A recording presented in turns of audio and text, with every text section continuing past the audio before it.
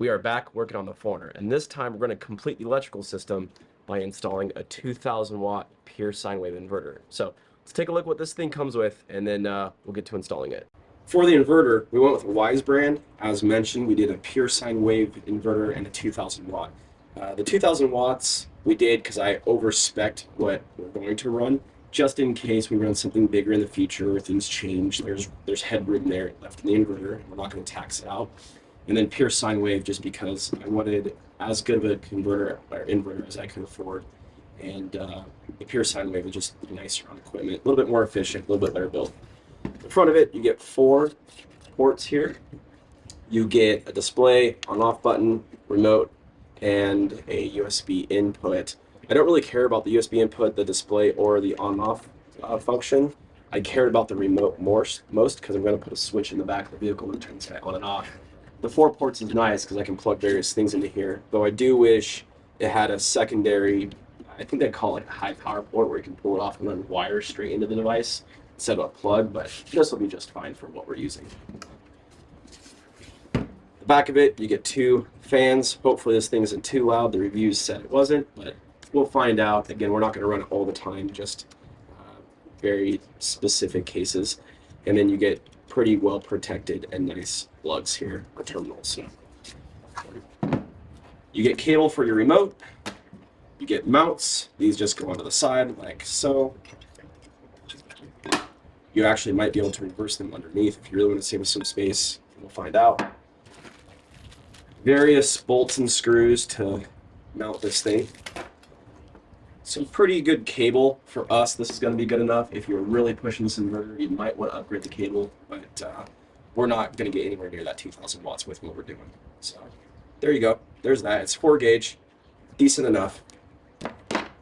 And then you get this. Now ignore the broken button that just fell. That was my fault. I took this apart to see if I can make this smaller. This is your remote. If you have space to mount this whole thing, this is nice. I personally do not have the space to mount this whole thing. Hence why I try to take it apart to reduce its footprint. Unfortunately, you cannot. But it will show you the voltage, which would have been nice, and on-off button. We're going to do something a little different, or attempt to do something different, just because, again, space is tight in my vehicle. So, let's go ahead and see if we can actually mount this thing.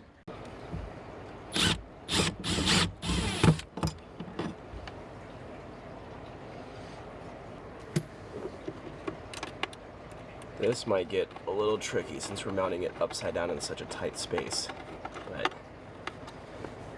I think we'll get it.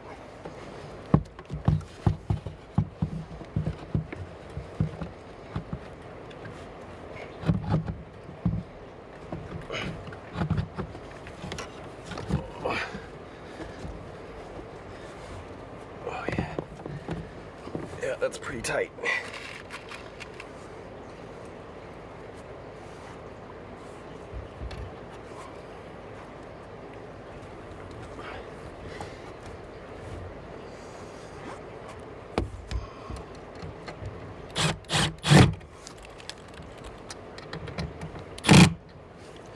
Oh, there we go.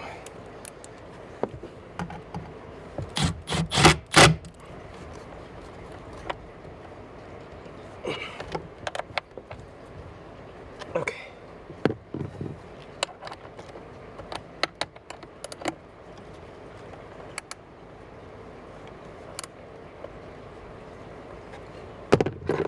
That's tight. Let's see if it turns on. Let's see if we got power.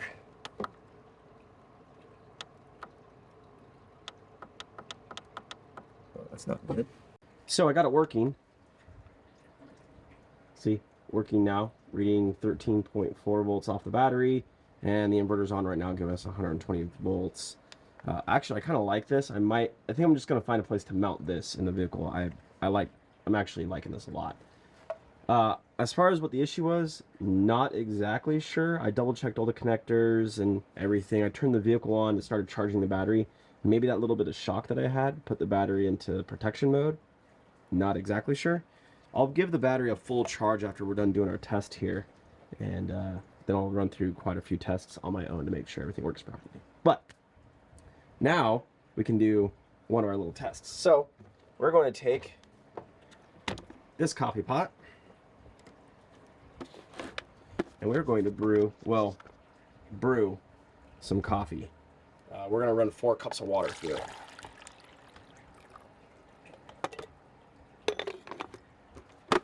We're going to see how that works. So inverter is on, 3.4, 3.3 volts, and go.